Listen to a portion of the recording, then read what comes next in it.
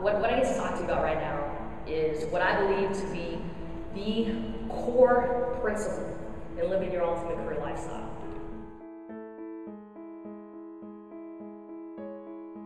The power that's behind tapping into your talent's potential and living a more fulfilled career and life ultimately rests in how authentic you're capable of being. And the good news is that being the authentic, unapologetic you is totally on trend right now. The bad news is that our culture acknowledges and promotes authenticity as being bold and out there and speaking your mind and saying what you feel. Well, the problem with what our culture thinks is it's not about saying what you feel, it's about feeling what you say. And it's about being so intimate with your passions that your talents are applied to them. And it's about being so convicted by your values that your behaviors and your work can't help but be aligned with them.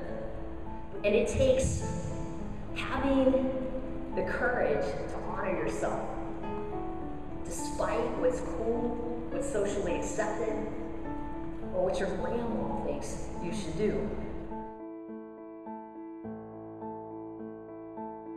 If you try to define yourself and who you are from the outside through things like labels and titles, you're never going to be satisfied.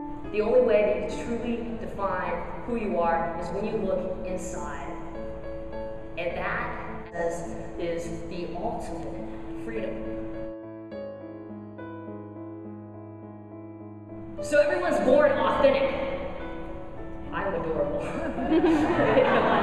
And what happens is, as we grow up and we venture into life, we are not sure how to act or behave in order to gain acceptance and approval of others. And so we start acting how we think that other people think we should act.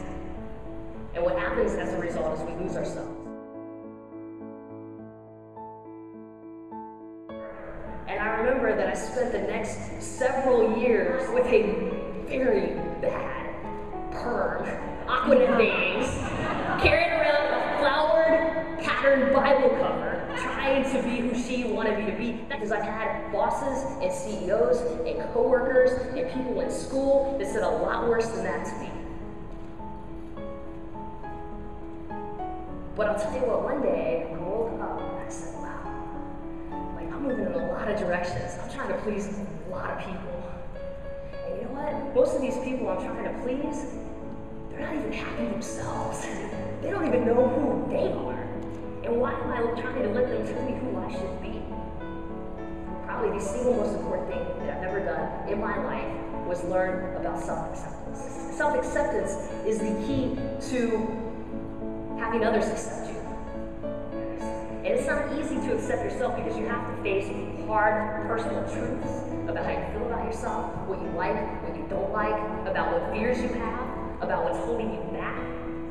The more of us that stop to honor ourselves and our uniqueness and stand up for that, the more that others will feel that it's safe to do the same. And I'd like to do a quick little exercise. If you could take out a piece of paper, I'd like you to write down on that piece of paper one thing about yourself that you wish were more accepted by others. I'm going to ask you to be really honest. And I'd like you to write that down, and I want you to fold it up. Other people are going to read it, they're just not going to know it's yours. So I want you to pass them around your table a little bit, and then we're going to put them on another table and pass them around. But I want you to read that piece of paper.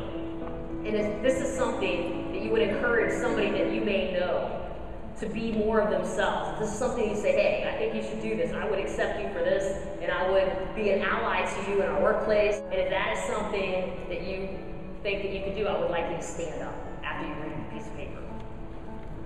It's encouraging, right? So if you look around, what I want you to do is I want you to think about what you wrote down on your piece of paper, and chances are there's somebody here that's standing up for you right now. And I want you to think about standing up for yourself.